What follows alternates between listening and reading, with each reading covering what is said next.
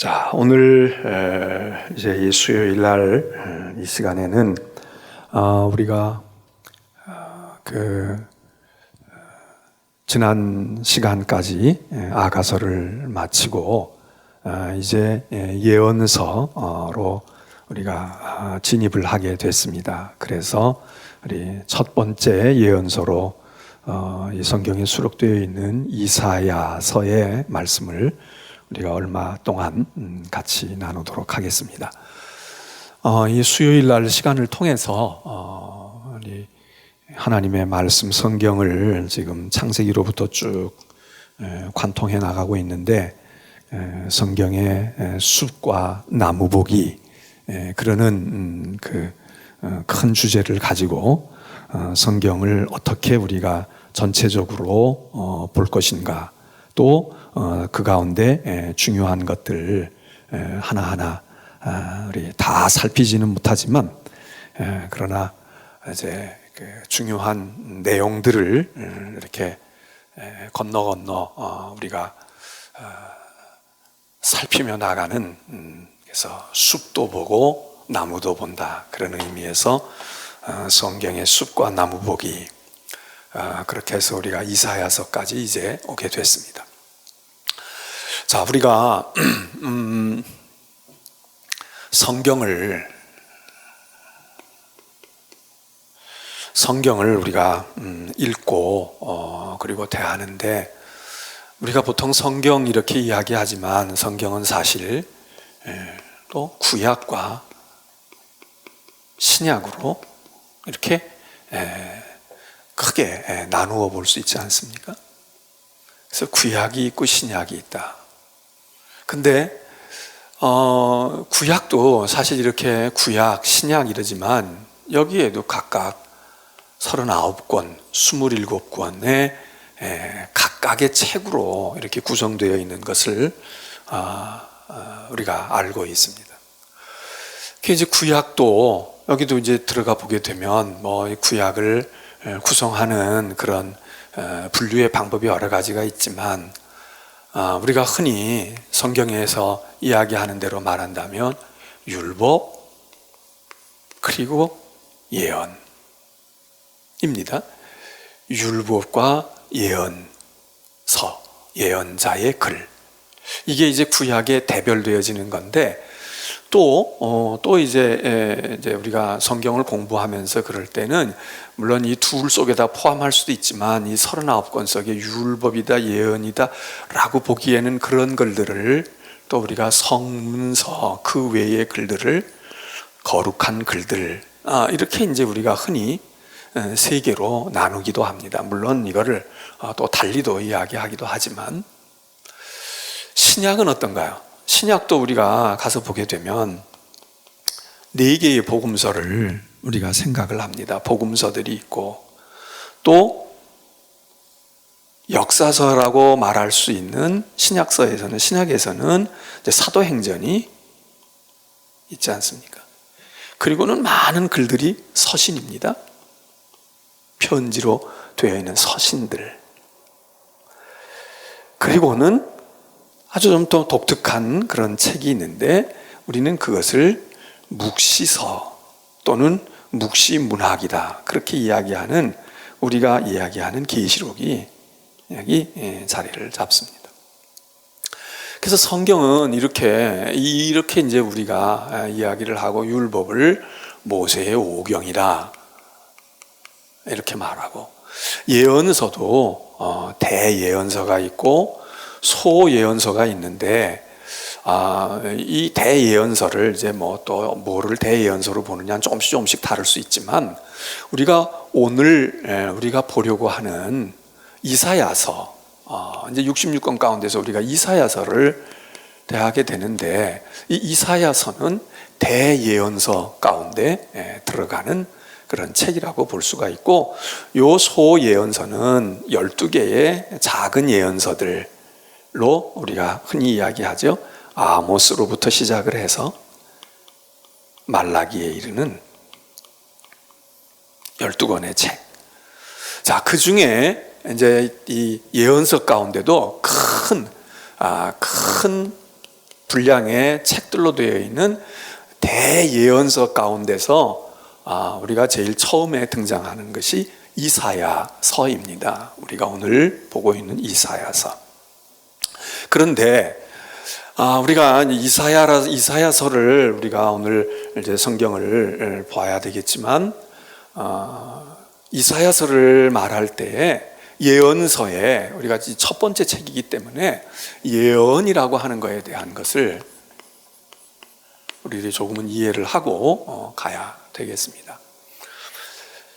우리가 성경에서 이사야, 예레미야, 에스겔 이러고 이렇게 나갈 때에는 글입니다. 글, 책이지요. 책, 서, 이사야서입니다. 그런데 이사야라고 우리가 일컬어질 때에는 이사야서를 이사야 1장 18절 이렇게 얘기하게 되면 이사야서에 대한 이야기지만 이사야라고 하는 사람, 인물, 이거에 대한 것도 우리들이 이해를 할 때에 성경을 잘 이해할 수 있는 그런 중요한 요소이기 때문에 이사야라는 사람, 인물, 그리고 이렇게 이사야와 같은 이 인물들을 우리는 뭐라고 말하느냐? 예언자, 그렇게 얘기합니다. 예언서가 있고 이분들의 글이 있고 이분들 자신의 예언자, 인물로 볼 때 예언자가 있는데, 그러면 우리는 이 이사야서를 이해하기 위해서는 이사야라는 사람을 이해해야 되는데, 이 이사야라고 하는 사람은 누구일까? 어떤 사람일까? 그리고 인물을 이야기하다가 보면 이 사람이 살던 시대 또는 장소, 그게 이게 역사일 수도 있고 문화일 수도 있고 이런 것들을 자연히 우리가 관심을 가지지 않을 수가 없지요.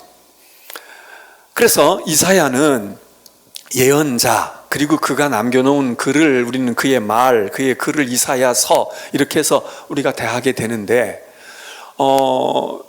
먼저 이사야라고 하는 사람 개인을 우리가 이야기하기 전에 도대체 이 예언자라고 하는 사람들, 이사야 말고도 이제 많은 예언자들이 나타나지 않습니까? 그러면 이 전체를 가리켜서 우리를 예언자라고 이야기를 합니다. 그리고 이 사람들이 남겨놓았던 그들의 말과 글과 사상을 예언 또는 예언서, 예언문학 이렇게 말할 수 있는데, 이런 것들에 대한 이해를 우리가 조금 하고 그리고 이제 이사야의 글을 보아야 될 것 같습니다. 그러면 이 예언자라고 하는 것, 우리가 예언자 성경을 읽거나 신앙생활을 하는 분들은 너무나 많이 자주 듣는 이야기니까 우리가 그렇게 익숙한 이름인데, 사실은 우리에게는 익숙해져 있지만 이 예언자라고 하는 사람들은 이스라엘의 역사에서만 나타나는 아주 독특한 사람들이다, 그렇게 많이 이야기합니다. 우리나라에 반만년의 역사 가운데 예언자가 있었을까요? 예언자라고 이야기할 수 있는 사람이 없습니다.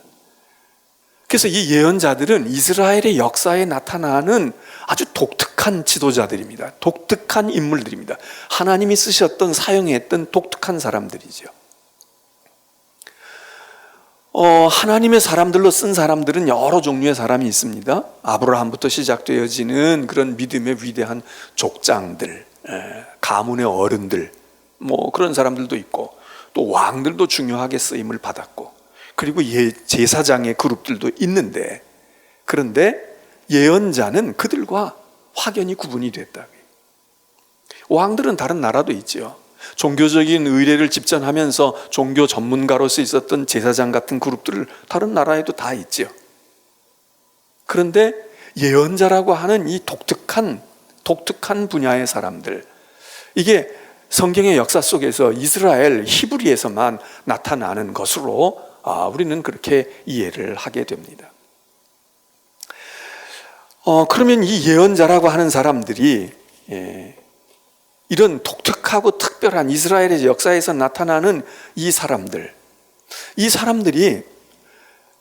사실은 이스라엘 역사에 있어서 특별히 이제 이 예언자들이 주전 한 8세기경에 나타나는데, 주전 한 8세기경부터 나타나서 주전 한 4세기경까지 활동한 게 400여 년 동안 이분들이 큰 역할을 하게 됩니다. 그런데 이분들이 요때 이렇게 나타났지만, 요때에 나타나서 한 400여 년 동안 그렇게 주로 활동을 하다가 예언자들이 이제 서서히 사라져 버리게 되는 거지만, 그러나 사실은 이분들이 가지고 있었던 그들의 사상, 이제 이건 그들의 글과 말을 보존한 거죠. 사상. 그리고 그들이 가졌던 신앙, 뭐 신학이라고도 말할 수 있겠죠.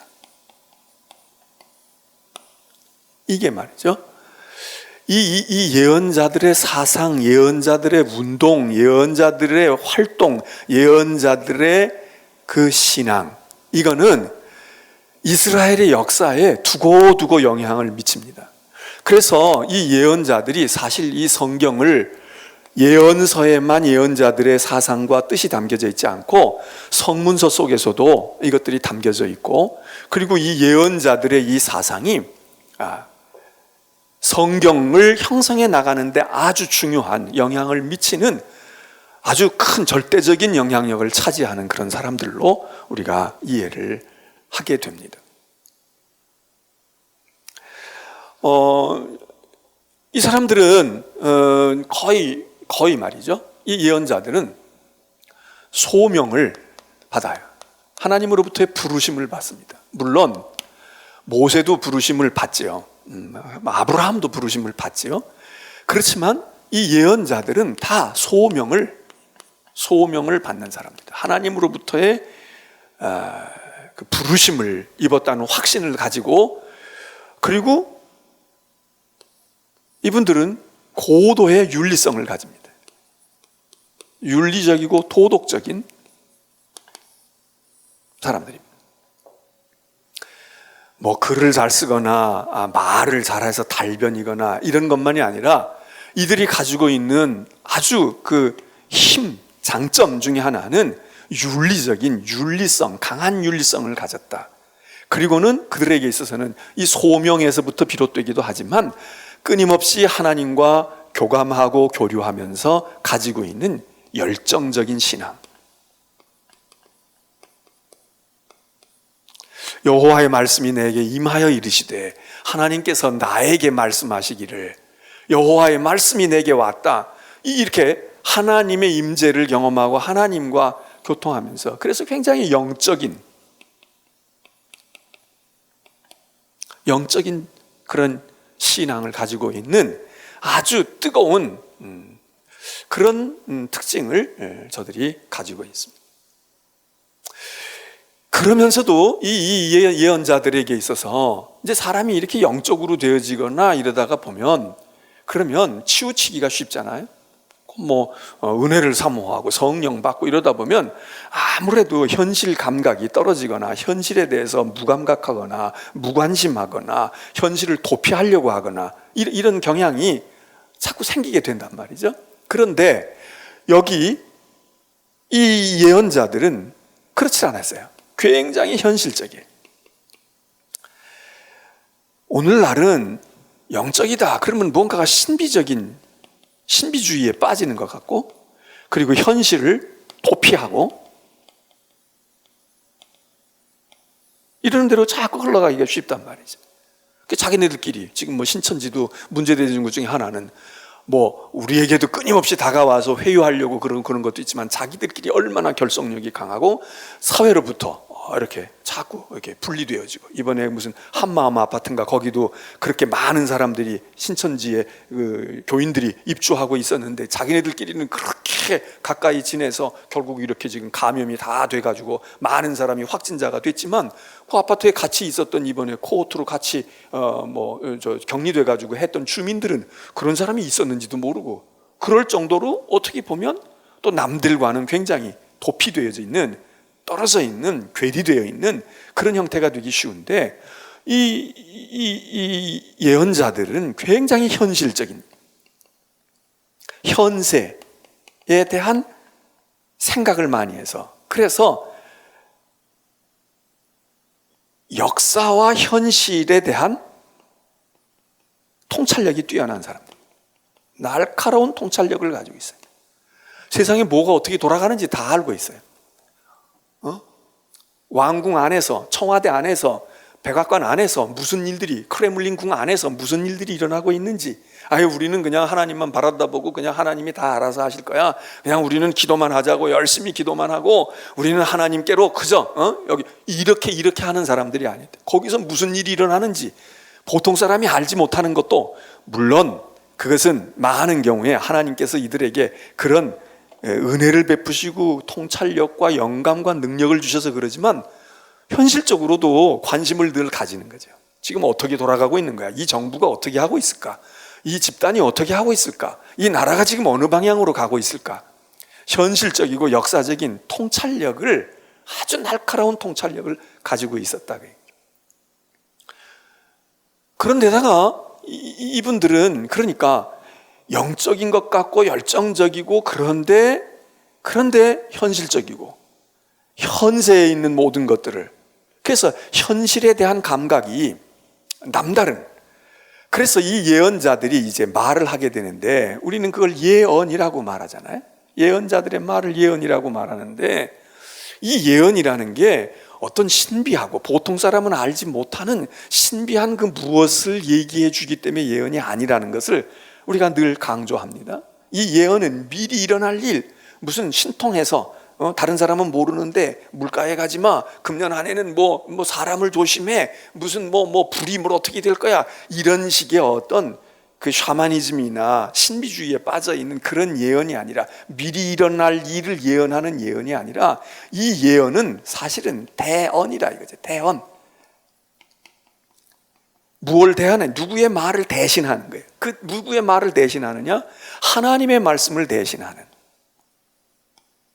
그래서 예언자들은 자기의 말을 하는 사람들이 아니라, 하나님의 말씀을 듣고 하나님의 말씀을 받고 하나님의 명령을 들어서, 그래서 그 말씀을 전해주는, 하나님의 말씀을 대언하는, 그런 의미에서 대언자, 예언자, 그게 예언이다 이거죠. 그러니까 우리는 이 예언서를 읽으면서 보통 사람은 모르는데 10년 뒤에 어떻게 될까, 20년 뒤에 어떻게 될까, 뭐가 그러는 게 아니라, 이 예언서를 읽으면서 하는 것은 바로 하나님의 말씀이 무엇이라고 이야기되어지는데, 근데 그 하나님의 말씀은 그냥 뚝 떨어져서, 하늘에서 뚝 떨어져 가지고, 그래서 어느 날 갑자기 우리하고 아무 관계도 없는데 뚝 떨어진 그런 말씀드리기보다는, 그게 오늘을 살아가고 있는 이 현세, 현실, 이 시대에, 이 삶의 자리, 이 역사 속에 살아가고 있는 사람들, 시공간 속에 살아가고 있는 사람들에게 영원하신 하나님의 말씀이 주어져서 그 말씀이 우리 가운데 와지는,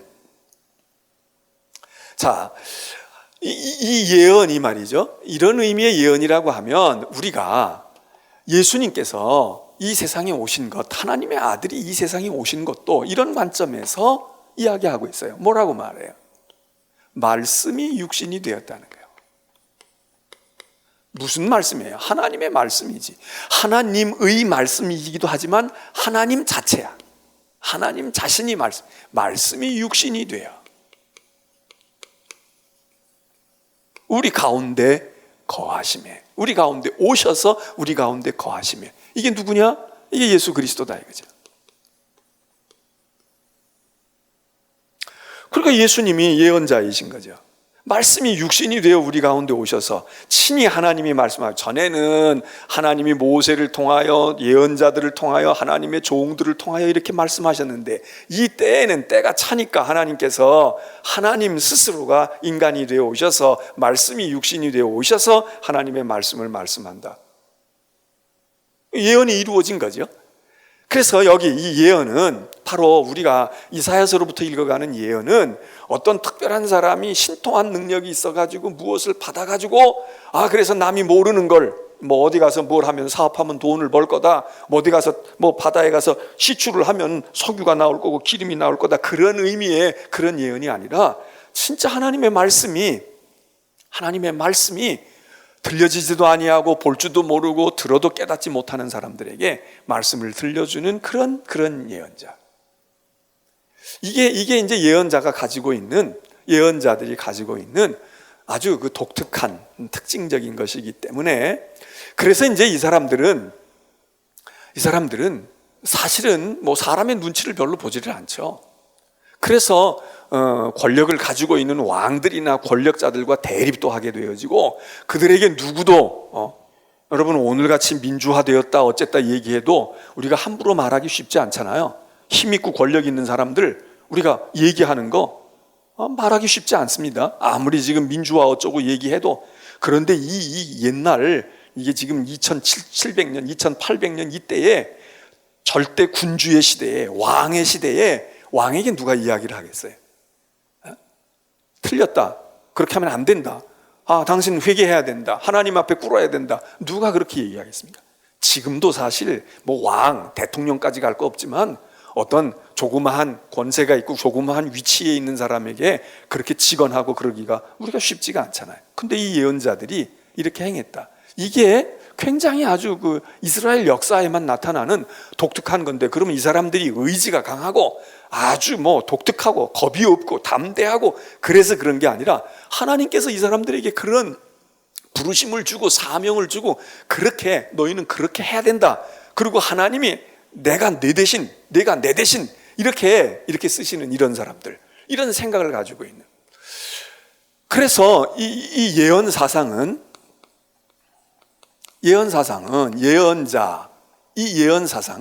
사실 인류의 아주 중요한 정신 유산입니다. 왜? 어디도 이런 것이 없었으니까. 이건 히브리 사람들, 유대인들 속에서만 나타났던 거기 때문에, 사실 이거는 뭐 유네스코에 무형자산 이러고 등록한다고 그러면 등록을 해야 될 거죠. 왜? 인간들의 역사 속에서 그런 부류의 지도자들과 그런 유형의 사람들이 있었다. 자, 우리는 이런 예언자들이, 이건 이제 이사야에만 해당되는 게 아니라 예언자 전부에 대체적으로 이런 경향을 우리가 보면서, 그러면서 이들의 백이라고 할까? 이 사람들이 딱 의지했던 것은 무언가, 하나님이 날 부르셨어, 하나님이 나에게 이 말을 하라고 하셨어, 하나님이 나에게 이 깨달음을 주셨어, 나는 하나님께서 불러서 쓰시는 하나님의 사람이야, 이 생각입니다. 그래서 이 사람들은 뭐 죽음도 불사하고, 그래서 예언자를 또 다른 말로 할 때에 하나님의 사람, 이렇게 일컬어지기도 합니다. 하나님의 사람. 사람의 사람이 아니지요. 인간의 사람이 아니에요. 어떤 큰 나라의 사람이 아니에요. 하나님의 사람으로. 자, 그러면 이제 그쯤 하고 이제 우리가 이사야로 좁혀가 봅니다. 그러면 이런 사람들 가운데, 이런 많은 예언자들 가운데 이사야라고 하는 사람이 차지하는, 그러니까 예언자가 차지하는 비중이 크지만, 그 예언 사상, 예언 운동, 예언서 속에서도 이사야라고 하는 이 이사야가, 예언자 이사야 또는 글로서의 이사야서가 차지하는 비중이 굉장히 크다, 그 얘기입니다. 예언자 가운데도. 그래서 이 사람을 일컬어서 예언자의 왕, 이런 별명을 붙여주기도 합니다. 예언자의 왕이다.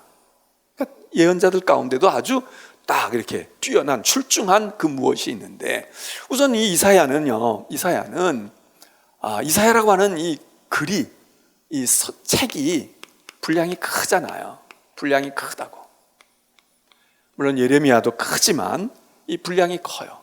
보통 이 작은 예언자들은 이렇게 몇 장씩 남겨놓는데 이사야는 분량이 큽니다. 물론 이사야를 말할 때 우리가 가지고 있는 이사야서를 이야기한다면, 이제 전통적으로 지금도 그렇게 생각하는 분들이 또 많이도 있지만은, 이사야는 그냥 이사야, 우리가 알고 있는 그 이사야 6장에 나타나는 우시야 왕이 죽던 해에 하나님의 부름을 받았다는 그 이사야의 글이야, 이렇게 생각하는 경우도 있지만, 그러나 많은 또 다른 사람들은 어떻게 생각하느냐, 이 이사야라고 하는 이사야서는 한 사람의 글이 아니라 두 사람이 쓴 것 같아. 또 어떤 경우는 심지어 세 사람의 글일 수도 있어. 그리고 우리가 생각하는 이 이사야라고 하는 이 이름이 붙여져 있는 이 원래 오리지널 이사야, 이분은 첫 번째 이사야인데, 이 첫 번째 이사야의 글은 1장으로부터 39장까지일 거야. 그러면 두 번째 이사야의 글은 40장으로부터 66장까지겠지라고 하는 사람과, 아니야, 세 번째 사람이 있을 수 있어. 이 사람은 이 50장 이후에 있는 66장 후반부에 들어가는 요거 세 사람, 요렇게 보기도 하는데, 보통은 우리가 그냥 성경을 읽을 때 그냥 이게 뭐 셋, 둘, 그냥 하나로 읽어, 이렇게 읽지만 사실은 이 분량이나 내용으로 볼 때, 그래서 이사야는 이사야라고 하는 개인으로 보나 이사야 책으로 보나 예언자가 보여줄 수 있는 많은 것들, 이 분량이 많다고 하는 얘기는 글만 많이 썼다는 얘기가 아니라 여기에 사상이, 내용이 풍부하다 이거죠. 많이 있는 겁니다. 그래서 이사야는 이제 이런 장점을 가지고 있고, 또 하나는 이사야가 활동의 기간이 길어요. 예언 활동의 기간이, 다른 예언자들은 뭐 짧은 사람이, 예레미야도 물론 오래 했지만 짧은 사람들이 있지만, 이사야는 짧으면 한 40년, 또 어떤 사람들은 한 50년쯤 한 것 같아, 이렇게 보기도 해요. 그래서 오랜 세월 동안 예언 활동을 했습니다. 그러니까 이렇게 장기간 하고 있는 동안에 남쪽 유다 왕들이 여러 사람이 바뀌게 됩니다. 왕들이 막 바뀌어요. 그동안에 이사야는 늙을 때까지, 젊을 때에 하나님의 부름을 받아서 한동안 오랜 기간 동안 이스라엘 역사에 활동을 했기 때문에 이 사람의 영향력이 클 수밖에 없는 거죠. 또 하나는 이 이사야는 다른 사람들하고 좀 독특한 것이, 뭐 예언자들은 여러 출신들이 많았지만 이사야는 드물게 왕족이었거나 귀족이었을 거라는 거예요. 그러니까 사회적으로도 세상적으로도 이 이사야는 뭐 굉장히 잘 나갈 수 있고 무언가가 영향력이 있는 사회적인 지도계층으로 머물 수 있었는데, 하나님의 부르심을 받고 그리고 예언자가 돼서, 그래서 그 또 남다른 그 왕족과 귀족으로서 상류계층이 가지고 있었던 그런 문제들을 잘 알기도 하고, 또 그 속에서 훈련받고 이러면서 가지고 있었던 장점, 이런 것들이 있어서 이의 사상에 깊이가 있고, 그리고 그의 사상은 아주 예언서 속에 나타나는 여러 가지 중요한 내용들을 담고 있다. 그래서 이사야 개인이나 이사야가 남겨놓은 이 글들, 이사야서가 우리가 예언서 속에서 아주 중요한 그런 위치를 차지하고 있다 하는 것을 우리들이 많이 말하고 있습니다. 그러면 이사야가 지금 얘기하고 있는 것 가운데서, 이사야만이 사실 말하는 것보다는 다른 예언자들도 얘기하지만, 이사야는 하나님에 대해서 이야기를 많이 하죠. 근데 하나님에 대해서 말할 때 유일하신 하나님만이 하나님이셔. 우상들은 별거 아니야. 우상들은 아무것도 아니거든. 하나님이 하나님이셔. 이 유일신 사상, 우리가 가지고 있는 신앙의, 기독교 신앙의 중요한 것인 유일신 신앙, 이것을 확고하게 이 이사야는 말하고 있습니다. 그리고 그 유일신이신 하나님, 그 하나님은 창조주 하나님이시다. 세상을 지으신 하나님, 또 구속하신 하나님, 구원하신 하나님, 또 역사의 주인이신 하나님, 이런 이야기들을 이사야서가 이야기를 해요. 그리고는 그 하나님에 대해서 이사야가 또 아주 중요하게 여기는 것이 뭐냐? 거룩하신 하나님. 이사야가 가지고 있는 이 거룩의 사상, 거룩하신 하나님, 이거는 아주 그 이사야서의 핵심 중에 핵심이다, 그렇게 볼 수 있는데, 이게 이제 우리가 이사야 6장을 가서 보게 되면 이사야가 하나님께로부터 부름을 받을 때에, 소명 받을 때에 경험하는 경험입니다. 물론 모세도 하나님의 부름을 받을 때, 광야 호렙산에서 하나님의 부르심을 받을 때, 야, 너 선 곳은 거룩한 곳이야, 그러니까 네 발에서 신을 벗으라고. 그래서 거기서도 모세도 그런 경험을 하고, 사실 누구든지 하나님 앞에 설 때 그렇게 두렵고 떨림, 하나님의 거룩하심, 이런 거를 경험하게 되지만, 아주 이 이사야는 이 하나님과의 만남의 경험에서 이 하나님이 거룩하신 분이다 하는 게 하나님의 만남의 아주 중요한 핵심이었어요. 그래서 6장에서 우리가 보는 대로 이사야가 난 이제 망했네, 하나님을 만났다, 하나님을 경험했다, 그러는 순간에 하나님을 내가 봤네, 만났네, 이런 감격과 감동과 그 엄청난 무엇 못지않게 그의 마음속에 확 밀려들었던 게 뭡니까? 나 이제 망했네, 나 이제 화를 입었네. 왜? 거룩하신 하나님을 부정한 내가 뵙다니, 이제 나는 끝났네, 그런 얘기입니다. 부정한 내가, 이건 다시 말하면 죄지요. 하나님과의 만남에서 죄에 부정한 내가 거룩하신 하나님. 그래서 이사야는 이때부터 이 거룩하신 하나님이라는 걸 끝까지, 그의 생애 끝까지, 이게 하나님 그러면 제일 먼저 떠오르는 게 그거였던 것 같아요. 그래서 거룩하신 하나님, 거룩하신 하나님, 거룩하신 하나님. 그래서 이사야서를 읽으면서 우리들이 하나님에 대해서 유일하신 하나님, 창조주 하나님, 구속의 하나님, 내가 애굽을 주고 뭐를 주고 너희를 구속할 거야, 이런 얘기도 나오지만 구원의 하나님, 우리를 구원하신 하나님, 우상이 이 유일하다는 것은 우상하고는 다르다 이거지. 다른 신들과는, 다른 나라에서 말하고 있는 신들과 이 하나님을 같이 얘기하려고 하지 마, 이런 얘기인데, 그러면서 역사, 예언자들이 지금 중요하게 여기는 게 역사니까, 역사의 주인, 이 역사가 말이야 그냥 흘러가는 게 아니야, 하나님이 붙들고 계시는 거지. 그런 의식과 이 하나님이 거룩하신 하나님, 그럼 이 거룩하신 하나님에 대한 이 분명한 감정과 확신은 무엇가 또 한편에 있을까요? 그거는 세상, 우리, 나는 거룩하지 않은 거예요.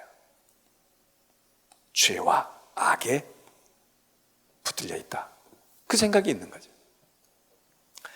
그래서 이사야는 이렇게 이런 이야기들을 많이 얘기합니다. 그리고는 이사야가 아울러 하나님에 대해서만 저렇게 말하는 것이 아니라, 이사야가 우리에게 준 교훈 중에 메시아라고 하는 것을, 메시아 사상, 메시아 신앙, 메시아에 대한 것을 전해줍니다. 메시아가 오실 거야, 메시아의 나라가 이루어질 거야. 메시아, 우리 말하면 이제 구주, 구세주, 그리고 그리스도, 이게 그죠. 우리는 지금 이게 너무도 당연한 것처럼 생각하지만은 사실은 이 메시아라고 하는 것이 이 이사야의 공로가 큰 것입니다. 메시아. 또 하나는 남은 자에 대한, 하나님이 구원의 하나님이 하나님의 구원을 이루어 가실 때 하나님께서 남은 자를 통하여 남겨두신다, 그리고 끝까지 남은 자를 통하여, 이런 이야기를 이사야가 많이 이야기하고 있는데, 이 남은 자 사상, 이 남은 자의 사상도 우리가 이사야서에서 중요하게 우리가 보아야 될 그런 것입니다. 그리고는 모든 예언자들이 이야기한 것처럼, 아까도 이야기한 것처럼, 이 이사야는 사회 악에 대한 것을 많이 지적하고 책망하고, 그리고 돌이킬 것을 이야기합니다. 다시 말해서 고도의 윤리성을 이사야도, 그러면서 이게 이제 정의, 공의, 이런 거죠.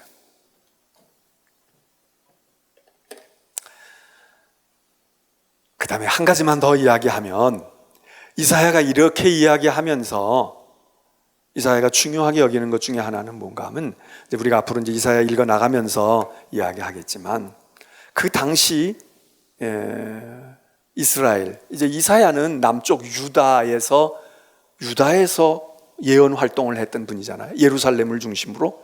근데 남쪽 유다가 이제 나라가 자꾸 기울어져 가고 자기들 스스로가 독립해서 설 수가 없고 주변에 열강의 눈치를 봐야 되고 이러는 것 속에서 자꾸 무언가 의존을 하려고 그래. 그러니까 나라에 말이에요. 뭐 요즘에 우리 사회도 그렇잖아요. 뭐 일본과 왜 가까워야 하는데, 왜 중국의 눈치를 봐야 하는데, 왜 미국에 우리는 그래야 되는데, 다 각각 말이죠. 다 각각 지적을 해요. 그래도 거기보다는 여기가 낫지 이러고 이야기하는데, 당시 이스라엘도 마찬가지, 유다도 마찬가지였단 말이죠. 나라가 어렵고 힘들고 주변에 있는 눈치를 봐야 할 나라들이 많은데, 정치하는 집단이나 사회 지도 계층이 자꾸 그쪽으로 이렇게 기울어지려고 할 때, 이사야가 아주 초지일관 이야기했던 게 무엇인가 하면, 아무데도 의지하지 말아라. 의존적이면 안 된다. 오로지 하나님만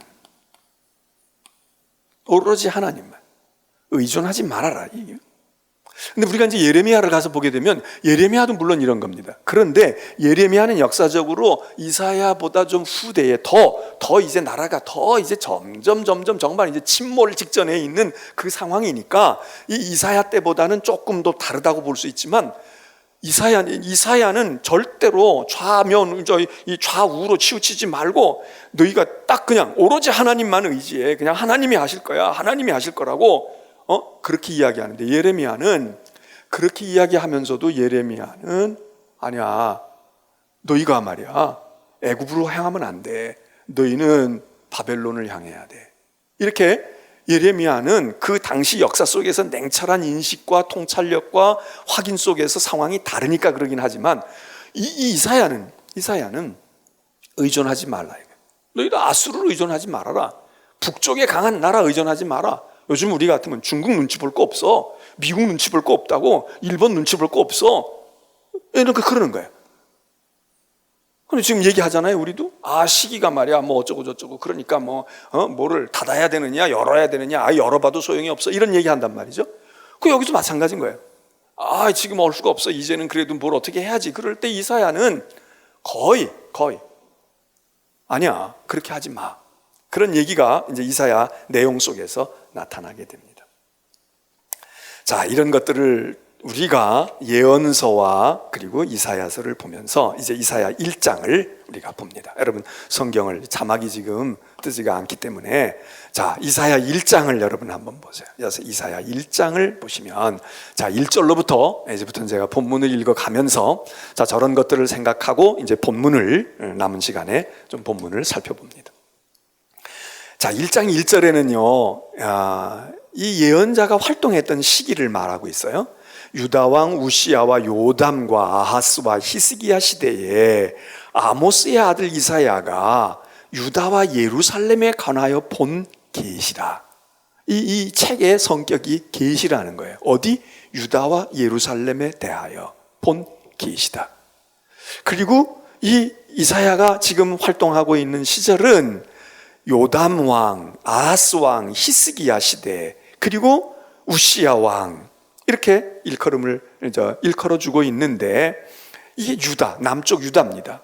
북쪽 이스라엘이 아니라 남쪽 유다. 그리고 이사야는 누구이냐? 아모스의 아들. 이 아모스는 물론 예언자 아모스와는 다른 아모스지요. 이사야의 아버지는 아모스였다는 거예요. 그래서 이렇게 여러 왕들을 통해서 오랜 기간 동안 이사야가 예언을 합니다. 그러니까 우리가 잘 아는 히스기야 왕도 이 이사야와 동시대의 인물인 것을 우리가 알게 됩니다. 그러면 2절에서 이사야가 이야기를 해요. 그런데 이제 이 1장에서 얘기되어지고 있는 이 얘기는 사실 이사야 1장을 오늘 우리가 이제 조금 다루게 되는데, 이 1장이 이사야가 그러면 처음 활동했던 연대 순으로 이사야 20대 때 이야기, 그 다음에 2장은 이사야가 20대 중반의 이야기, 이러냐? 그렇지는 않은 것 같아요. 왜냐하면 이사야 1장은 내용으로 볼 때 이게 어떻게 보면 열어가는 서론이기도 하지만 이사야서의 요약이라고 볼 수도 있어요. 그리고 우리가 아는 대로 6장에서 이사야 6장에서 이사야가 소명받는 이야기가 나와요. 그런데 벌써 5장에 글들이 나타나. 그러면 소명받기 전에 지금 이사야가 활동한 글을 썼을까? 그렇지 않은 거죠. 그러니까 이건 시간상으로 꼭 일목요연하게 이사야가 청년 때, 그 다음에 청장년 때 이렇게 30장 가면은 이렇다 이렇게만 볼 것이 아니라 특별히 1장은 이사야서 전체를 이해할 수 있는 서론이자 이사야서의 중요한 내용을 요약하고 있는 이사야 사상을 잘 볼 수 있는 것이다. 그렇게 여러분들이 그래서 시기적인 것보다는 그렇게 이해하시는 게 좋겠습니다. 자, 2절에 이렇게 얘기해요. 하늘이여 들으라, 땅이여 귀를 기울이라. 이게 무슨 말이겠어요? 뭐 하늘이 듣고 땅이 들을 게 뭐가 있겠어요? 사람이 들어야 되는 거지. 이 얘기는 야, 세상에 이런 일이 다 있는 거 너희가 들어봤니? 야, 세상 천지에 난 이런 일이 있다는 건 난 들어본 적이 없어. 우리도 그런 말을 해요. 여기 하늘이여 들으라, 땅이여 귀를 기울여라. 요즘으로 말하면 경험해보지 못한 거야. 야, 난 듣도 보도 못했어. 난 그런 일은 상상도 못 해봤고 말이야. 과거에도 그런 일이 있었는지 난 들어본 적이 없는데 세상 이런 일을 다 겪는다. 그 얘기입니다. 하늘이여 들으라, 땅이여 귀를 기울여봐라. 하늘이여 땅이여, 알고 있어요? 이런 거 알아봐? 들어봤어? 이런 얘기 들어봤어? 근데 무슨 얘기냐? 하나님이 말씀하셔요. 2절, 내가 자식을 양육하였거늘 그들이 날 거역했다. 소는 그 임자를 알고 나귀는 그 주인의 구유를 알지만은 이스라엘이라고 하는 내 백성은 도무지 소만도 못해, 나귀 새끼만도 못해.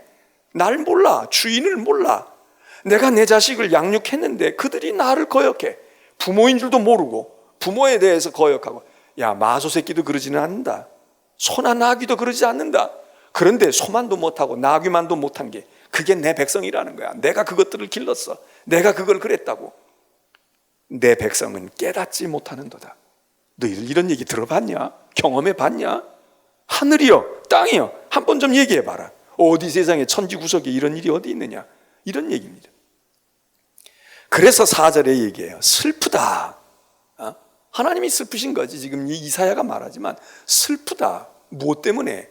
돈이 없어서, 병들어서? 그게 아니고 이 세상이 범죄한 나라요, 허물이 가득한 허물을 지고 있는 백성이요, 그리고 행악의 종자요.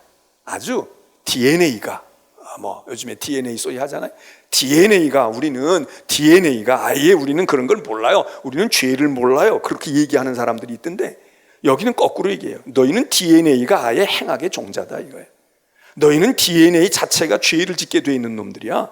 슬프다, 범죄한 나라요, 허물진 백성이요, 행악의 종자요. 그러니까 DNA가 그렇게 있으니까 너희가 말하고 이야기하고 행동하는 게 부패한 자식들이야. 너희들 믿을 게 하나도 없어. 4절 중반절에 그들이 여호와를 버리며 이스라엘에, 여기 나옵니다, 거룩하신 이를. 자, 6장에만 나오는 게 아니라 벌써 나와요. 이스라엘의 하나님이 누구냐? 하나님이 이스라엘의 거룩하신 분이야. 여호와를 버리며 이스라엘의 거룩하신 여호와를 우습게 여겼어. 만홀히 여겼어. 아주 알기를 우습게 안다 이거죠. 오늘도 우리 사회에도 그런 얘기 하잖아요. 아주 사람 알기를 우습게 알아. 너 나 알기를 우습게 아니? 너 엄마 아빠 알기를 우습게 아는 거야? 너희들이 학생인데 선생님 알기를 우습게 알아? 야, 너희들 정치하는 사람들, 백성들이 우스워 보여? 너희들만큼 못 배웠고 너희들만큼 모른다고 생각해? 이런 얘기 많이 하잖아요. 여기 얘기하는 거예요. 너희들이 아주 나를 우습게 여긴다. 여러분이 사람이 사람을 우습게 여겨도 물론 지도하는 사람들을 일반 따라야 할 사람들이 우습게 여기는 것도 문제가 있죠. 그렇지만 지도하는 사람들이 다스리는 서민들, 표 하나만 있는 사람들 우습게 여긴다. 큰 코 다치는 거지. 우습게 여긴다. 그런데 여기는 그 얘기가 아니에요. 인간이 인간끼리 우습게 여겨도 이게 문제가 많은데 하나님을 만홀히 여긴다. 하나님을 우습게 여긴다. 너희 내가 보기에 우스워 보여? 너희 나 보기에 우스워 보이니? 우스워 보이니? 무식해 보여? 뭐 가만히 있으니까 아무것도 모르는 줄 알아? 입 다물고 있으니까 할 말이 없는 줄 알아? 여러분, 이런 착각을 세상에서도 많은 사람들이 하잖아요. 우리 아이들도 어린 아이들이라고 해도 걔들이 말 안 하고 기회를 안 주니까 가만히 있는데, 어른들은 저것들이 뭘 알아? 에이, 저기 아직 철딱서니도 없는데. 그러지만 애들 속이 얼마나 깊어요. 얼마나 우리보다 더 잘 판단하는 경우가 얼마나 많아요. 나이 먹은 사람들이 우습게 보여요? 젊은 세대들? 젊은이들이 더 많이 아는 것 같고, 더 많이 똑똑한 것 같고, 더 많이 판단력이 있고 신속한 것 같지만, 아니, 여러분, 나이 먹었다고 젊은 세대들이 우스워 보여요? 나이도 몇 살 안 먹었는데 저 젊은 것들이 인생을 알아 뭘 알아? 우스워 보여요? 안 해요. 더 많이 아는 젊은 사람들도 많아. 여러분, 사람 사이에서도 이게 안 돼. 이러면 안 되는 거예요. 권력이 있다고, 뭐 조금 자리 좀 있고, 뭐 금배지 좀 붙였다고, 우리가 마음대로, 이거 우리가 그냥 원하는 대로 이렇게 하면 다 따라올 것 같고, 다 생각하고 있고, 다 판단해요. 다 판단해. 지도자가 될 수 없어서 안 된 사람도 있지만, 못 된 사람도 있지만, 안 하는 사람도 있어. 많아. 각 분야에. 그 사람들은 하면 더 잘할 사람들이야. 그걸 알아야 되는데, 더군다나 하나님. 너희가 여호와를 버리고 하나님을 우습게 여겼어. 그러니까 하나님 무시하고 하나님을 너희가 찾고 따르고 말이야. 하나님께로 와서 엎드리고 이래도 시원찮은데, 너희는 아주 멀리 하고 등 돌려대고, 그리고 관심 없고, 그리고 신경 끄고 살지 않았냐 이게. 5절. 그러니 너희가 어찌해서, 지금 너희가 매 맞고 있잖아. 너희 지금 고생하고 있잖아. 너희 지금 힘들고 겁나지? 그런데 얼마나 더 맞아야 정신 차리겠어? 매를 더 맞으려고 폐역을 거듭하고 있고, 너는 머리서부터 다 병들었어. 육체만이 아니라 마음도 다 이제는 곤비해졌어. 남 앞에서는 그럴듯하게 그러고 있지만 너 자신 없지? 너 지금 걱정이 많지? 그 얘기 아닙니까? 6절에는 발바닥에서부터 머리끝까지 성한 곳이 하나도 없어. 너 남 앞에서는 뭐 그럴듯하게 걱정도 없고 나는 뭐가 어쩐겠지만, 너 한번 파볼까? 너 한번 얘기해볼까? 너 한번 털어볼까? 너 가정 괜찮아? 너 육체 겉으로는 멀쩡한 것 같지만 혈압 없어? 성인병 없냐고? 너 육체는 뭐 어쩌고 저쩌고 해도 너 지금 마음 한구석에 캥기는 거 없어? 양심에 찔리는 거 없어? 그리고 자신 없는 거 없어? 열등감 없어? 두려운 것 없어? 얘기입니다. 상한 것, 터진 것, 새로 맞은 흔적뿐이거늘. 그냥 온 상처투성이야. 몸도 마음도 다 상처투성이야. 그래서 얼른 싸야 돼. 싸매야 돼. 지혈을 해야 돼. 얼른 항생제를 넣어서 세균이 더 번져나가지 못하도록 해야 돼. 고름은 짜내고, 그리고 기름을 부르고 약을 처방하고 주사를, 그리고 수술을 빨리 해야 돼. 그런데 못하고 있다. 이번에도 병원에도 아예 가지도 못하고 판정은 받았는데도 괜찮을 거야 어쩔 거야 이러다가 세상 떠나는 분들이 있다는 것 아니에요? 물론 그분들이 연세가 많아서, 이탈리아 같은 데도 연세가 많은 분들이 있어서 더 면역력도 약하니까 세상 떠나기도 하지만, 어떻게 손 써볼 겨를도 없고, 내가 환자인 줄 모르고 죽는 사람도 죽은 뒤에 보니까 확진이 됐다는 거 아니야? 이 사람 왜 죽었지? 왜 세상 떠났어? 아이고, 그거 걸렸네.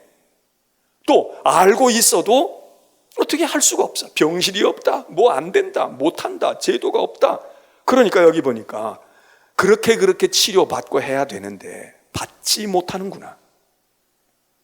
그러니까 사람만 피폐해져요. 7절. 땅도 황폐해. 성읍들이 불에 탄 것과 같이 다 그을렀어. 마음이 숯검댕이가 되어 있고 사람들이 다 패기가 없어져 버리고, 너희의 땅 토지는 너희의 목전에서, 내가 눈 벌겋게 뜨고 있는데 내 집문서가 넘어가고, 내가 눈 벌겋게 뜨고 있는데 이방인들이 와서 말이에요, 외국 사람들이 와가지고 행세하고, 그리고 우리 거 다 가져가고, 우리 물건 가져가고, 이방인에게 파괴됨 같이 황폐되었다. 그 사람들이 와서 직접 하지 않아도 그냥 땅이 다 메말라버리고 다 병들어버리고 깐부기가 나고 다 황폐해졌다. 여러분, 사람이 황폐하면 자연도 황폐하고요, 자연이 황폐하면 사람도 황폐하지 않습니까? 지금 여기 이 얘기를 해요. 딸 시온은 8절에 포도원의 망대같이 참외밭의 원두막같이 애워싸인 성읍같이 겨우 남았다. 이게 무슨 얘기입니까? 망대 원두막 하나 우뚝 그것만 남고 포도밭이 다 무너졌어. 다 엉망진창이 됐어. 그리고 그것만 하나 당근원이 남아있는 그런 형상. 겨우 남았다. 겨우 남았다. 겨우 마스크 하나 얻었네. 아유, 요거 가지고 며칠 쓸 수 있을까? 아유, 지금 쓸 수 있는 건 뭐가 어떻게 돼 있어? 요것밖에 없어. 아유, 이렇게 지금 이거 한 달, 두 달 버티기 어려운데 지금 우리 겨우 남았다고 생각하는 분들 많이 있지 않습니까? 재정적으로든지 육체적으로든지. 9절에 만군의 여호와께서 우리를 위하여 생존자를 조금 남겨두지 아니하셨다면 우리가 소돔 같고 고모라 같았으리라. 어떻게 돼? 그냥 순식간에 파묻혀서 순식간에 소금 기둥 되어지고 순식간에 묻혀져 버리고, 우리가 숨쉬고 우리가 확진 판정 안 받은 것, 우리가 잘하고 우리는 껐떡없어. 뭐 어느 나라 대통령처럼 나는 상관없어. 그리고 뭐 감염되고 말이지 뭐 어떻게 된 누구하고 접촉한 사람하고 또 접촉을 했는데 껐떡없다고 그러고 말이야. 그러고 있는 사람도 있지만, 여기 오늘 우리가 하나님이 남겨두지 아니하시면, 여기 하나님이 조금 남겨두지 아니하시면, 자, 여기 이제 남겨둔다 얘기 나와요. 이거는 내가 면역력이 강해서 병에 안 걸리고 내가 마스크 잘하고 다니고 내가 가만히 사회적인 격리해가지고 그리고 거리 두고 나는 꼼짝달싹 안 했으니까 난 괜찮아, 이 얘기가 아닙니다. 하나님이 그것도 남겨두신 거야. 하나님이 봐주셨다, 그 얘기예요. 자, 이 남은 자라고 하는 것이 우리가 잘 견디고 믿음을 지켜가지고 끝까지, 나는 뭐 목에 칼이 들어와도 나는 예수 믿을 거야. 난 여기 폐렴 아니야, 뭐 별의별 전염병이 다 들어와도 난 죽으면 죽었지, 난 교회 가서 예배 드릴 거야. 그러니까 하나님이 나에게 말이야 내 믿음을 인정해 주실 거야. 우리가 이루고 뭐 자신감을 가질지 모르지만 그렇지 않다 이거야. 설사 내가 불같은 신앙을 가지고 있고 불같은 시험을 이기는 신앙을 가졌어도 내가 남았다고 볼 수도 있지만, 난 끝까지 남을 거야, 난 끝까지 견딜 거야, 이럴 수도 있지만, 이사야가 지금 얘기하는 건 하나님이 남겨주신 거야. 하나님이 봐주신 거야. 여러분 지금 뭐 우한 폐렴이든 코로나든 간에 이게 말이죠, 지금 뭐 우리가 방역을 잘하고 뭐 입국 차단을 하고 말이에요, 뭘 어떻게 하고 이래가지고 그래서 이제는 한풀 꺾였어, 이렇게 볼 수도 있지만, 생각해 보세요. 변종이 생긴다는 거 아니야. 변형이 된단 말이에요. 코로나19가 코로나19-1이 될 수도 있고 코로나19-A가 될 수도 있고, 이런 식으로 변형이 돼서 만일 더 크게, 이게 그냥 뭐 호흡을 하지 않아도 어떤 공간에 있는데 그 병균이 일주일이고 2주일이고 가는 거야. 그 사람은 지나서 간 지가 2주일이 됐는데 그 병균이 그냥 살아서 떠돌아다니는, 그럼 거기 지나갔던 사람 다 감염이 되는 강력한 세균이 있다 그러면 우리가 안 걸릴 것 같습니까? 마스크 아니야, 별걸 다 해도 잠깐이라도 벗어야 되는데 안 걸릴 것 같냐고. 그거 어떻게 보면 우리가 노력을 해야죠. 조심해야 돼. 근데 하나님이 남겨두시는 거야. 봐주시는 거야. 이게 요한계시록에도 이런 얘기가 나오잖아요. 너희가 지금 고난을 당하고 무수히 많은 핍박을 당해서 너희가 지금 어려움을 당하지만, 열흘만 참아, 잠깐만 견뎌. 이 고난의 불같은 고난이 지나가게 될 거야. 내가 그 날수를 감해 줄 거다, 그 얘기를 해요. 감해 줄 거다. 하나님이 감해 주지 아니하시면 장사가 없는 겁니다. 장사가 없는 거야. 아니 지금 백신을 못 만들어서 난리야. 그럼 백신을 만든다고 생각을 해봐요. 코로나 해서 19 백신을 만들었어. 또 예방약을 만들었어. 그런데 만들어서 시판도 하기 전에 이게 19-한 30쯤 나가. 그래서 그 약이 만일에 안 들어. 그러면 이거 발견해내는데 애쓰고 수고했지만 무슨 소용이 있겠어요? 그래도 이게 견뎌주고 말이야. 1년 동안은 간다든지, 내년에도 비슷한 놈이 나오면 그거 가지고 우리가 치료하겠지. 그거 가지고 예방을 하겠지. 하나님이 남겨주신다는 거예요. 내가 너희를 남겨주지 않았더라면 너희들 지금 남아있는 너희들도 말이야, 뭐 교회 오고 뭐 우리는 믿음이 어떻고 우리는 건강해, 아직은 확진도 안 받고 우리는 음성이야, 웃기지 말라 이거야. 너희들도 더 오래 가봐. 이게 한 1년 2년쯤 가보라고. 이 상황이 만일에 한 5년쯤만 가봐. 회사 나만 할까? 우리들이 건강이 유지가 될까? 생산이 될까? 그 얘기죠. 소돔과 고모라 같았으리라. 그러므로 10절에 너희 소돔의 관원들아 여호와의 말씀을 들어봐. 너희 고모라의 백성아 우리 하나님의 법에 귀를 기울여라. 자, 이 이사야 1장의 말씀이 오늘 우리의 상황에, 오늘 우리에게 주시는 21세기에 오늘 우리에게 주시는 말씀으로 뭐 하나도 틀린 게 없잖아요. 11절에 이하에도 그런 얘기가 나오잖아요. 너희들이 나에게 재물 가지고 와. 무엇 내게 유익하니? 나 흥미 없어. 난 순양의 번제, 살진 짐승의 기름에 배가 불러. 난 이미 아주 난 고리 누린내가 질렸다. 너 수송아지나 어린 양이나 순염소에 피 가지고 제사 드린다고 하는데 나 좋아하지 않아. 너희들 뭐 열심히 문 열고 말이야, 우리는 하나님이 지켜주실 거야 그러고 마스크도 하지 않고 집단으로 모여서 예배드려도 우리는 하나님이 보호하셔. 그 믿음, 아주 대단한 믿음 가졌나 몰라도 나 너희 꼴 보기 싫다. 내 앞에 오지 마. 나타나지 말라고. 내가 너 보고 와서 예배하라고 얘기했니? 그 얘기 아닙니까? 내 마당만 자꾸 밟고 다니지 마라. 시끄러워. 산만해. 13절에도 헛된 죄물 가져오지 마. 헌금 많이 가져오고 뭐 한다고. 아이고, 나 그것도 다 그거 속보여. 너 그거 어떻게 마련한 재물이야? 어떻게 너희가 준비해 가지고 온 거야? 너 그거 왜 속보이는 짓 해? 나보고 잘해달라고 그러는 거야? 뇌물이야? 월삭으로 모이고 안식일에 모이고 대회로 모이고 철야기도 모이고 성회로 모이고 무슨 소용이 있어? 악을 행하는데. 난 아주 견디지 못하겠다. 나는 아주 내가 너무 갈등이 심해. 내 마음이 너희의 월삭과 정한절기를 싫어하나니 난 너무 무겁다. 내게 짐이야. 여기 기가 막힌 말씀입니다. 우리는 하나님께 영광을 돌린다고 하지만 하나님이 짐이다 이거야. 나 좀 가만 내버려둬. 제발 가라. 좀 당분간 오지 마라. 애 데리고 오지 말라고. 나 좀 혼자 가만히 있게 두어. 나 먹을 거 다 있어. 너희들이 걱정 안 해도 돼.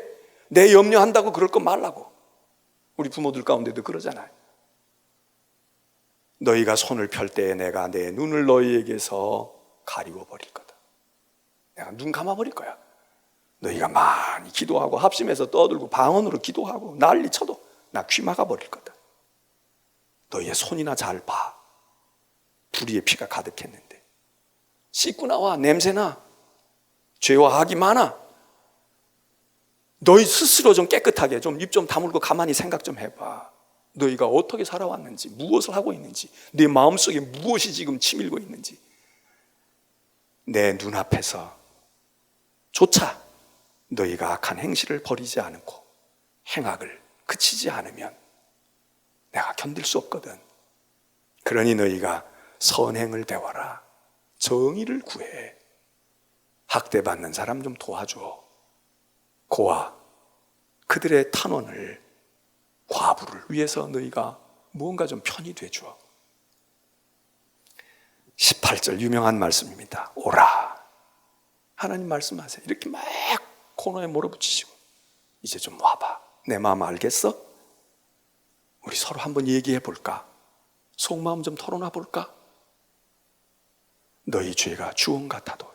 27절까지 얘기하고 분위기가 확 달라집니다. 내가 너희를 알아. 근데 내가 너희를 왜 그러겠니? 와. 그리고 마음 좀 열어봐라. 너희 죄가 주홍 같아도 눈같이 내가 해줄 거야. 휘어질 거야. 진홍같이 붉을지라도 양털보다 더 희게 될 거야. 제발 순종해. 좋은 음식 먹을 거야. 피폐함이 끝날 거라고. 그런데 만일 이렇게까지 하는데도 너희가 안 들으면 칼에 삼켜질 거다. 내가 간곡히 이야기한다. 자, 이사야서의 말씀 오늘 우리가 정말 우리에게 주시는 말씀으로 듣게 됩니다. 오늘 우리 이사야서의 말씀을 읽었는데 여러분 이제 말씀을 붙들고 기도하고 오늘 우리나라 물론 병도 고쳐야 되겠죠. 그런데 그 이면에 있는 그 무엇들, 이 소란스러움과 이 서로 탓하고 있는, 그리고 서로 이 모든 것들에서 또 하나의 자기들의 욕심을 이루려고 하는 이 시끄러움이 난무하고 있는 이 속에서 우리가 하나님의 말씀을 귀 기울여야 되겠습니다.